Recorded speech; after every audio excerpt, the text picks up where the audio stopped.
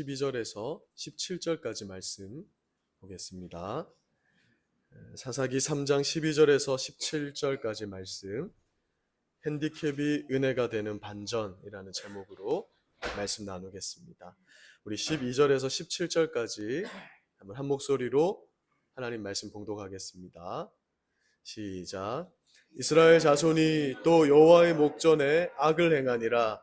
이스라엘 자손이 여호와의 목전에 악을 행함으로 여호와께서 모압 왕 에글론을 강성하게 하사 그들을 대적하게 하심에 에글론이 암몬과 아말렉 자손들을 모아 가지고 와서 이스라엘을 쳐서 종려나무 성읍을 점령한지라. 이에 이스라엘 자손이 모압 왕 에글론을 18해 동안 섬기니라. 이스라엘 자손이 여호와께 부르짖음에 여호와께서 그들을 위하여 한 구원자를 세우셨으니 그는 곧 베냐민 사람 게라의 아들 왼손잡이 에웃이라. 이스라엘 자손이 그를 통하여 모압 왕 에글론에게 공물을 바칠 때에 에웃이 길이가 한 규빗 되는 좌우에 날선 칼을 만들어 그의 오른쪽 허벅지 옷 속에 차고 공물을 모압 왕 에글론에게 바쳤는데 에글론은 매우 비둔한 자였더라. 아멘. 사람은 누구나 인생이라는 무대 위에서 주인공으로 대접받고 싶은 그런 마음이 있습니다. 내세울 것이 하나 없는 그런 흠집투성이인 삶보다는 남들이 부러워할 만한 조건을 갖추고 그렇게 당당하게 살아가기를 원합니다. 그러나 우리의 현실은 그렇지 못합니다. 누구나 남들에게 들키고 싶지 않은 그런 약점 하나쯤은 가슴속 깊이 숨기고 살아갑니다. 나에게 이 약점만 없었더라면, 내 형편이 조금만 더 나았더라면 하며 내가 가진 그 일종의 핸디캡을 원망하며 살아가는 것이죠. 성경에 등장하는 인물들을 볼 때 우리가 종종 오해하는 것이 있습니다. 그게 뭐냐면 하나님께 쓰임받는 사람들은 분명히 결점 하나 없는 어떤 완전한 하나님이 쓰실 만한 사람이었다라고 생각하기 쉽습니다. 그러나 한 사람을 사용하시는 그 하나님의 일하심은요, 우리의 예상과는 전혀 다릅니다. 세상의 눈으로 보았을 때는 도저히 하나님의 그 구속사역의 무대에 오를 수 없을 것만 같은 치명적인 약점을 가진 사람들이 하나님 역사의 주인공으로 서게 되는 걸 보게 되는 거예요. 오늘 본문 말씀에 등장하는 사사 에훗도 그런 사람이었습니다. 사사기 3장 12절을 보시면 이스라엘 백성들이 또다시 여호와의 목전에 악을 행했다라고 말씀하고 있습니다. 하나님을 버리고 우상을 섬긴 그들을 하나님은 모압 왕 에글론을 통해서 18년 동안 징계하십니다. 이건 너희가 내게로 다시 돌아오라고 내리시는 하나님의 사랑에 매였던 것이죠. 그 지족한 고통 속에서 이스라엘 백성들은 또 하나님을 찾습니다. 이게 사사기의 패턴이잖아요. 하나님 우리 도와주세요. 살려주세요. 이게 염치 없는 부르짖음이었어요. 그런데 하나님은 어떻게 하십니까? 그 염치 없는 부르짖음 외면치 않으셨어요. 즉시 한 구원자를 세우십니다. 고통 속에 부르짖는 자녀를 차마 외면하지 못하시고 품어주시는 그 하나님의 맹렬한 사랑을 엿보게 되는 거예요. 자, 그렇게 하나님께 이 이스라엘 백성들이 부르짖음으로 하나님이 세워주신 사람이 누구였냐면 바로 오늘의 주인공, 오늘 말씀의 주인공인 에훗입니다. 그런데 이스라엘의 구원자 에훗이 어떤 사람이었다라고 말씀합니까? 사사기 3장 15절에서 그를 이렇게 소개를 합니다. 이스라엘 자손이 여호와께 부르짖음에 여호와께서 그들을 위하여 한 구원자를 세우셨으니 그는 곧 베냐민 사람 게라의 아들 왼손잡이 에훗이라. 자, 우리는 흔히 왼손잡이 하면 단순히 양손 중에서 왼손을 더 편하게 쓰는 사람 이렇게 생각합니다. 이게 현대적 의미의 왼손잡이죠. 저희 둘째가 왼손잡이에요. 왼손으로 밥도 먹고 이렇게 합니다. 자, 그러나 히브리어 원어를 잘 살펴보면 이 고대 사회에서 왼손잡이라는 것, 의미가 완전히 다르다는 걸 보게 됩니다. 히브리 원문으로 이 단어는 이테르 야드 에미라는 말을 번역한 거예요. 직역하면 무슨 말이냐면 오른손이 묶여 있는 자 이런 뜻이에요. 마치 우리가 이렇게 팔이 골절되면 기부스 하듯이 묶여 있어요. 그런데 이 말은 어떤 의미냐면 오른손에 장애가 있어 쓰지 못하는 자였다. 오른손을 전혀 쓸 수 없는 사람이었다라는 뜻을 가지고 있습니다. 이스라엘의 구원자로 세워진 에훗이 오른손을 쓸 수 없는 장애가 있었다 이렇게 말씀하는 거예요.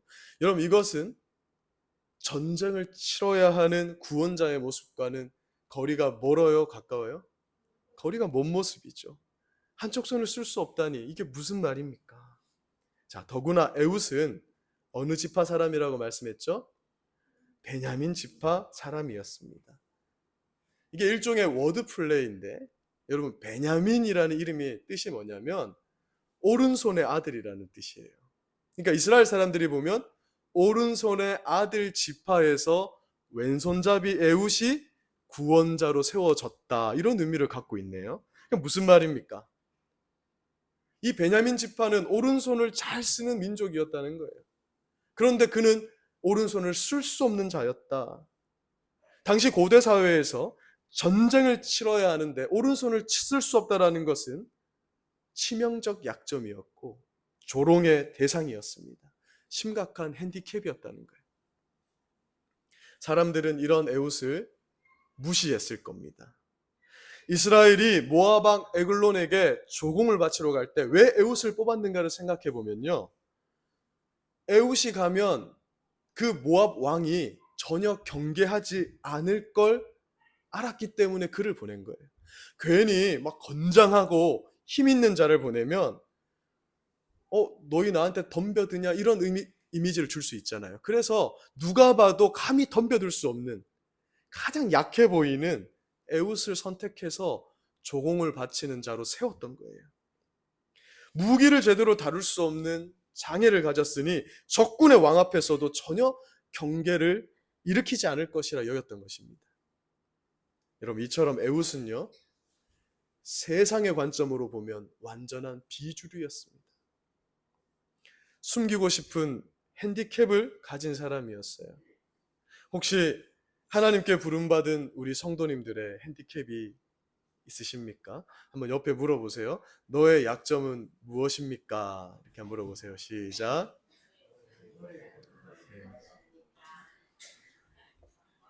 오늘 그것을 한번 확인해 보십시오. 오늘 이 시간 우리는 에훗이 얼마나 대단한 영웅이었는가를 보려는 것이 아닙니다. 오늘 말씀은 그것에 주목하고 있지 않아요. 에훗과 같이 약점투성이인 우리를 부르시고 일하시는 그 하나님이 어떤 분이신지를 선명하게 알려주는 말씀입니다. 자, 오늘 말씀은 하나님께서 어떻게 나 같은 자를 통해서 일하시며 역사하시는지를 두 가지로 보여주고 있습니다. 첫째, 하나님은 종종 우리가 예상치 못한 인물을 쓰십니다. 이게 하나님 특징이에요. 앞에서 말씀드렸다시피 이스라엘이 18년 동안이나 지속된 그 모압 왕 에글론의 압제 속에서 고통받으며 부르짖을 때 하나님은 완벽한 용사를 세우지 않았어요. 모두가 고개를 젓던 사람, 베냐민 지파에서 수치처럼 여겨졌을 오른손이 묶인 에훗을 이스라엘의 구원자로 세우셨습니다. 이게 하나님의 특징인 걸 보게 돼요. 자, 사사기 3장 17절의 후반절을 보면 지금 에훗이 대적해야 되는 에글론을 이렇게 표현합니다. 그는 매우 비둔한 자였다.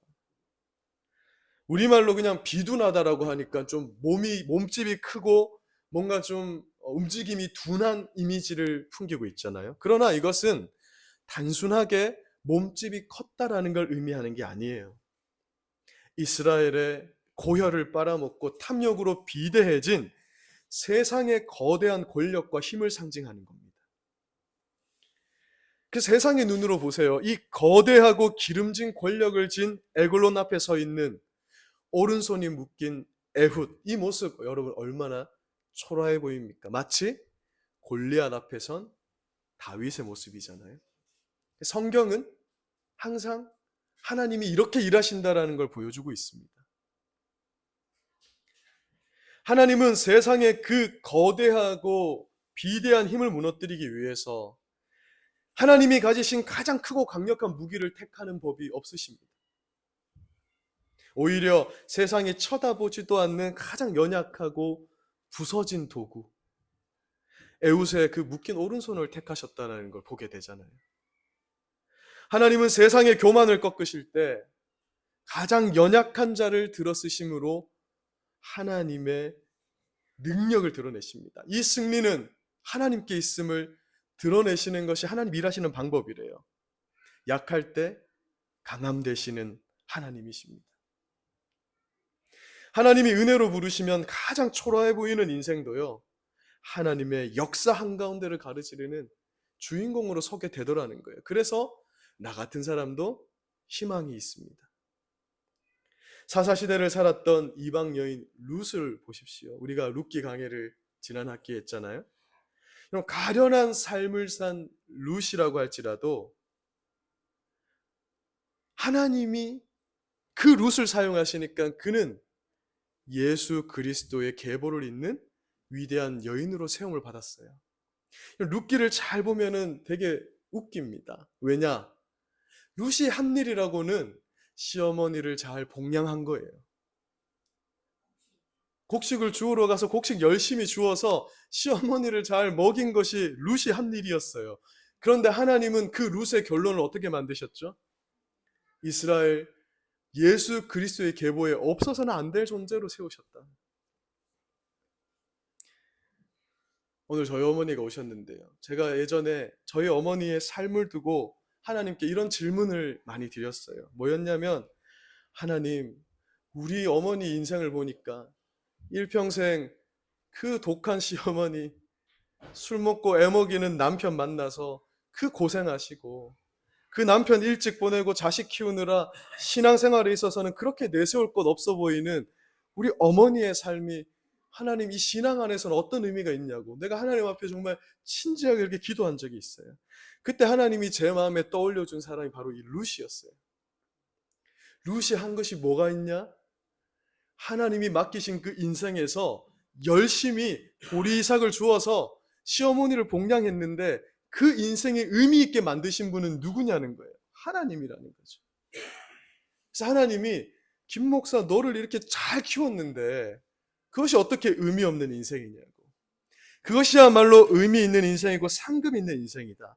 너희가 의미 있는 인생을 만드는 게 아니라 내가 너희의 그 개똥 같고 쓰레기 같은 인생일지라도 의미 있게 만드는 거라는 거예요. 하나님이 그렇게 만드신다는 겁니다. 사랑하는 여러분, 하나님이 일하시는 방법은요, 세상의 잣대와는 완전히 다릅니다. 세상은 이력서의 화려한 스펙과 외모와 능력을 보고 사람을 뽑습니다. 그러나 하나님은 외모를 보지 않으십니다. 하나님은 우리의 조건을 보지 않으세요.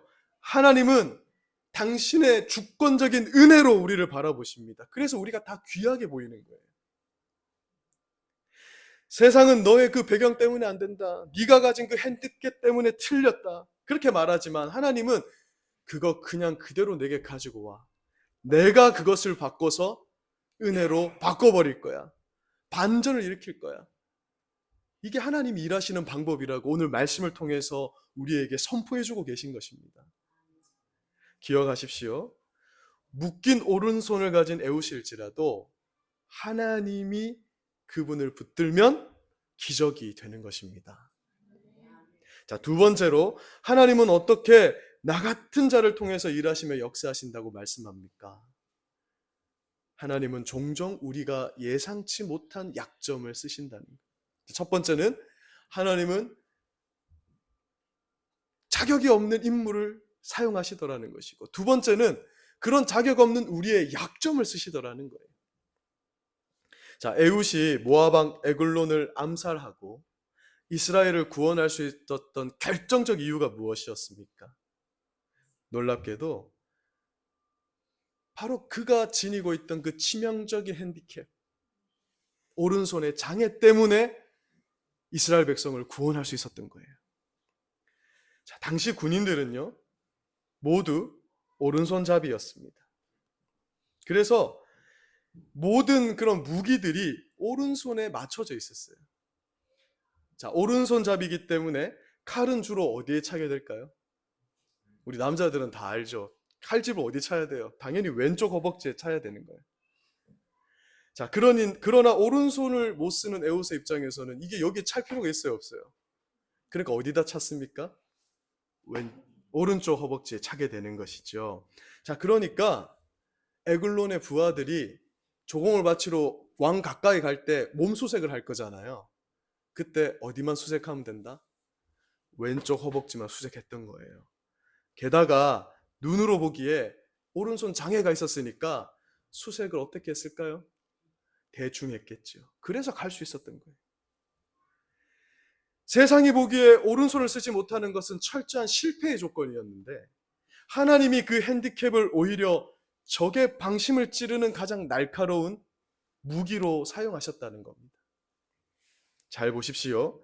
하나님이 에훗의 약점을 덮으시고 사용하시니 그 약점이 이스라엘을 구원하는 통로가 됐답니다. 신약 성경을 보면 에훗과 같이 치명적인 핸디캡을 가졌던 위대한 사도가 등장을 하죠. 우리가 잘 아는 사도 바울입니다. 사도 바울은 여러 가지 육체의 가시를 안고 있었어요. 그 가시가 정확하게 뭔지는 모르지만 학자들은 눈의 안질이었을 거다. 계속해서 눈물이 흐르는 안질 또는 간질병이었을 수도 있다고 봅니다.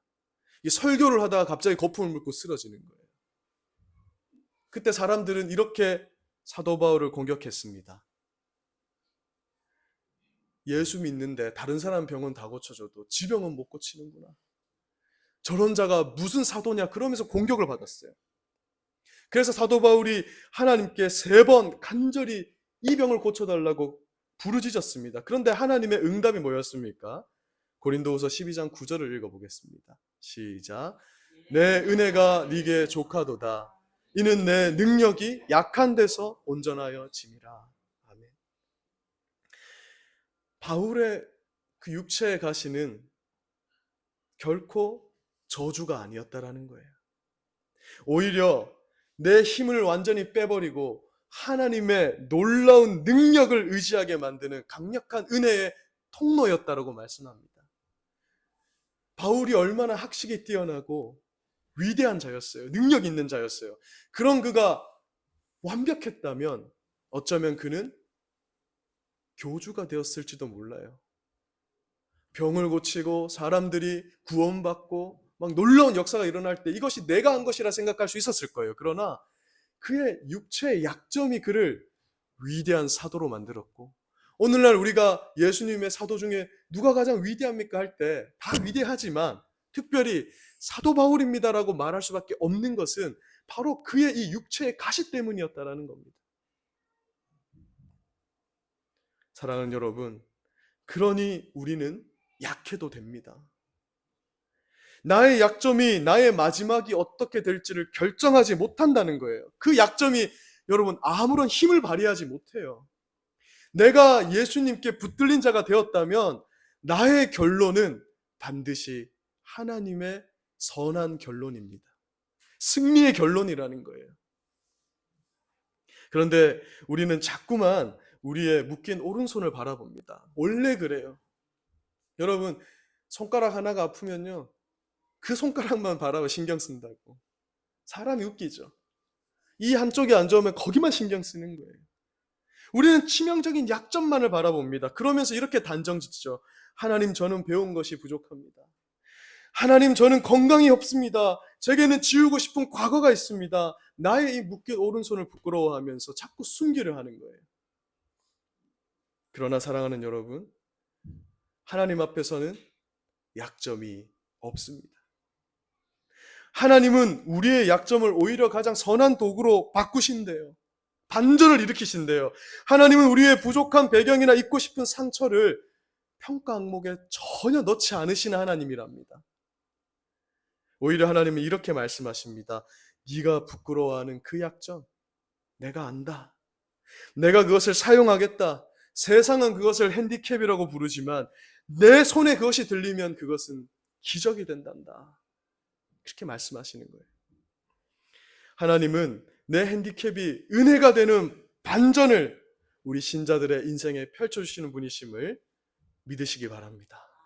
그런 하나님이세요.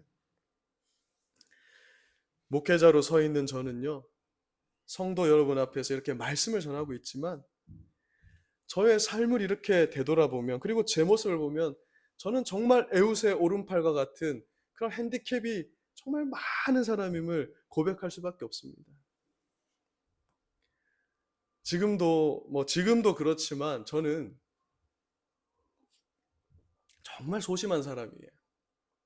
예전엔 더 했습니다. 어느 정도였냐면 제가 우리 성도님들에게는 몇 번 말씀드린 적이 있는데, 제가 이제 오늘 신입생들이 20살 됐을 거 아닙니까? 그죠? 제가 20살이 되어서도요, 슈퍼마켓에 들어가기를 두려워하던 사람이었어요. 이해를 못 하시는 분들이 많을 거예요. 왜 못 들어갔느냐면 내가 사고 싶은 물건이 있는데 만약 그 물건이 없으면 내가 이 슈퍼마켓 아주머니한테 뭐라고 말하고 나와야 되냐. 그래가지고 이게 실화입니다, 실화. 30분을 슈퍼마켓 서성이다가 결국 슈퍼마켓을 못 들어가던 자가 저였어요. 그래서 요즘 MBTI로 치면 저는 극I 성향이에요. 극I입니다, 극I. 여러분 생각해 보세요. 목회자로서 이러한 성격은 얼마나 큰 핸디캡이겠어요. 목회자는 성도들 앞에 서서 매주 설교를 해야 됩니다. 제가 오늘 새롭게 보는 친구들도 올 텐데 떨려서 잠이 잘 안 오는 거예요. 이해를 못 하시겠죠. 운전을 하고 오면서 주님, 제가 오늘 이 말씀을 저에게 적용하는 거예요.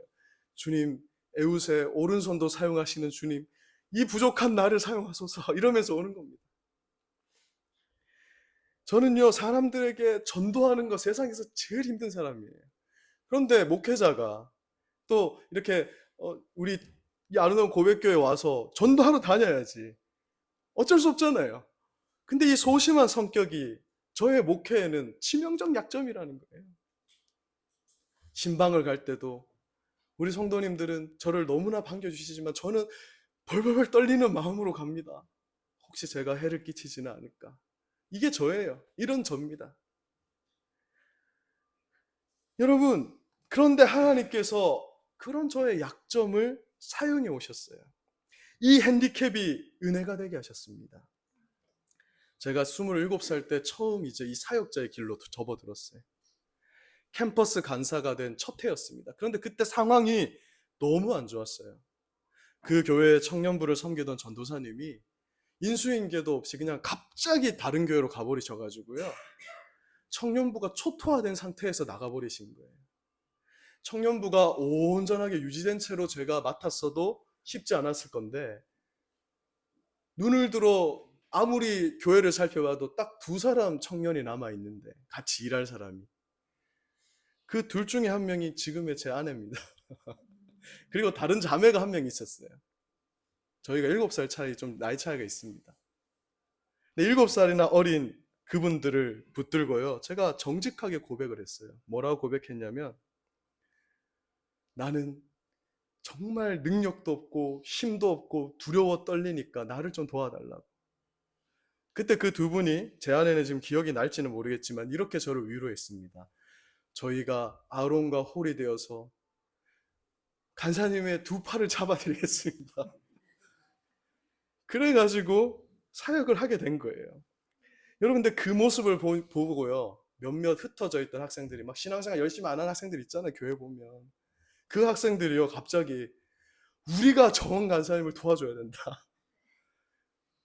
진짜 그렇게 된 거예요. 그래가지고 교회를 열심히 안 나오던 학생들이 교회를 나오기 시작하고 성경 공부를 하기 시작하고 막 열심을 내면서, 그때 청년부가 갑자기 바로 세워지고 부흥하기 시작하는 거예요.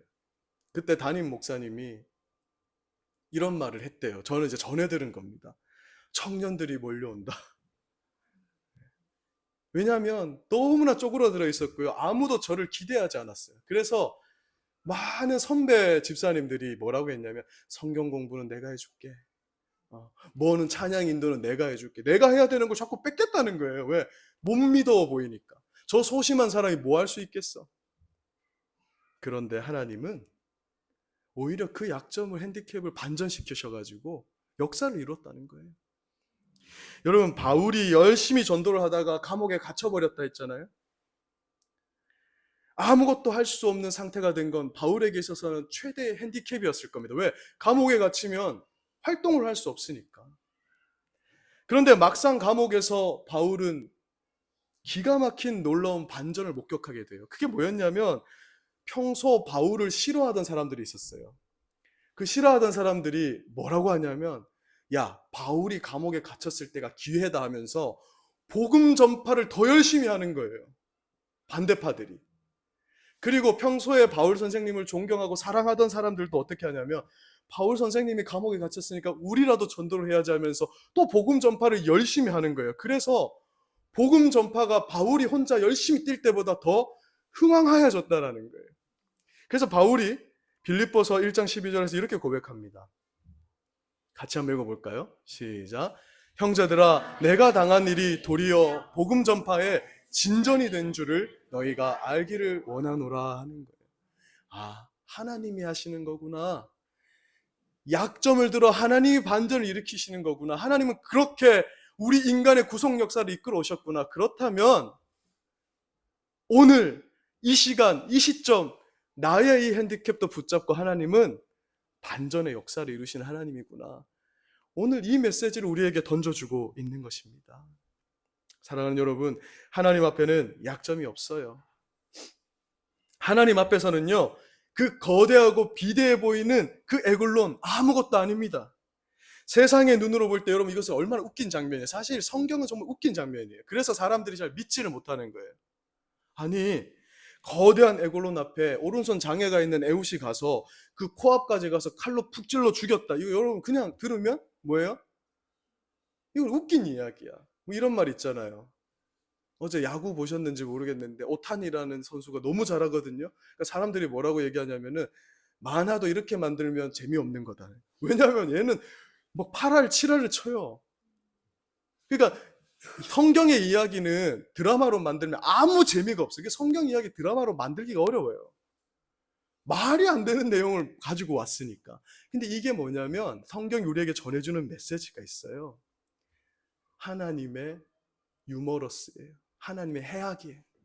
웃기지? 그래. 세상은 너희 앞에 다시 웃긴 존재밖에 안 된다는 거예요. 우스운 존재밖에 안 돼. 너희의 그 약점을 들고 세상을 향해서 나아가라. 하나님은 오늘도 우리에게 말씀하십니다. 세상을 향해서 너의 그 핸디캡을 가지고 맞서라고 하세요. 골리앗 앞에 다윗처럼 맞서라고 할 때 그 모습이 얼마나 우습게 보여요. 사람들도 네가 뭘 할 수 있어? 네가 뭘 할 수 있어? 이럴 거예요. 그런데 하나님은 허허 웃으면서 나가보라는 거예요. 그러면 그 골리앗은 무찌르는 거라고 말씀하는 겁니다. 성경은 그런 내용이 담겨 있는 거예요. 너는 빈손을 내놔라. 내가 그 빈손으로 싸우겠다. 그 영광을 함께 누리자. 그게 하나님의 우리를 향한 역사하시는 일하시는 방법이라는 거예요. 그래서 하나님은 우리의 약점을 핑계 삼지 않으십니다. 야, 너는 고작 기도 고고하고 나한테 와서 사용받겠다고 쓰임받겠다고 하냐. 이렇게 하는 하나님이 아니라는 거예요. 너는 고작 그 정도 인격적 수양을 가지고 나 앞에 왔냐. 내가 널 어떻게 사용하냐 하는 하나님이 아닙니다. 그냥 우리의 그 에웃에 묶인 오른손을 가지고 가듯 우리의 모습 그대로를 가지고 가면 하나님이 그 핸디캡을, 그 약점을 은혜로 바꾸신다라고, 반전을 이루신다라고 말씀하고 있는 거예요. 오늘 이 말씀을 가지고 학생들은 새 학기를 시작하고 우리 성도님들은 또 새로운 한 주를 정말 이번 한 해를 멋지게 시작하시길 주님의 이름으로 축원드립니다. 말씀을 맺겠습니다.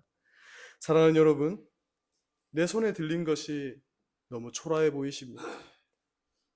사람들이 나를 보면서 너는 예수 믿는데도 왜 그 꼴이냐? 왜 그렇게 지지리도 못 사냐? 너는 그런 약점 가지고 무슨 하나님을 섬긴다 하냐? 이런 비난을 받으시는 분이 있습니까? 사사기는 우리에게 이렇게 말합니다. 그때 이렇게 대응하라는 거예요. 너는 몰라도 돼. 넌 모르는 게 있어. 하나님이 이렇게 일하시는데 너는 백날 성령해도 몰라 하면서 웃어 넘기라는 거예요. 그러면 내 핸디캡을 은혜로 바꾸시는 반전의 하나님이 우리 인생을 바꾸십니다. 그러니까 우리는 세상을 향해서 당당히 설 수 있는 거예요. 저 거대한 골리앗 앞에서도 돌멩이 7개 들고 나아가면서도 불구하고 당당할 수 있는 겁니다. 에옷을 통해 핸디캡이 은혜가 되는 이 놀라운 반전을 우리에게 명확히 보여주시고 계시지 않습니까? 그러니 우리 이렇게 기도하십시오. 하나님, 상처 많고 약점 많은 제가 여기 있습니다. 세상은 나를 실패자라 부를지 몰라도 하나님이 나를 붙잡아 주셔서 내 인생에 친히 역사해 주십시오. 나의 이 아픈 핸디캡마저도 선으로 바꾸시는 하나님의 손에 붙들려 하나님의 구원 사역에 귀하게 쓰임받기를 원합니다. 우리의 핸디캡을 가장 눈부신 은혜의 반전으로 바꿔주실 그 크신 하나님을 찬양합니다. 기도하겠습니다. 하나님 아버지, 감사합니다. 오늘은 에웃 말씀을 통하여서 우리가 가진 약점으로 하나님이 어떻게 일하시는지를, 그 반전의 은혜를 선포하여 주시니 감사합니다. 우리는 연약하여서 늘 내가 가진 약점, 내가 없는 것, 부족한 것만 바라보기 쉽습니다. 그러나 우리 하나님은 그 약점을 사용하셔서 놀라운 구원 역사를 이루시고 우리 인생의 결론을 영광스럽게 만들어주시는 능력의 하나님이신 줄로 믿습니다. 새 학기를 시작한 학생들에게, 또 올 한 해 또 새로운 봄을 시작한 우리 성도님들에게 이 놀라운 은혜가, 이 말씀의 은혜가 적용되고 우리 삶 가운데 역사하여 주시기를 간절히 기도합니다. 하나님, 이번 한 주도 우리에게 이 반전의 하나님으로, 은혜의 하나님으로 역사하여 주시옵소서. 감사드리며 예수님 이름으로 기도드립니다. 아멘. 우리 찬송가 310장 오늘 말씀을 마음에 새기면서 우리 기도하는 마음으로 같이 한번 찬송 드리겠습니다.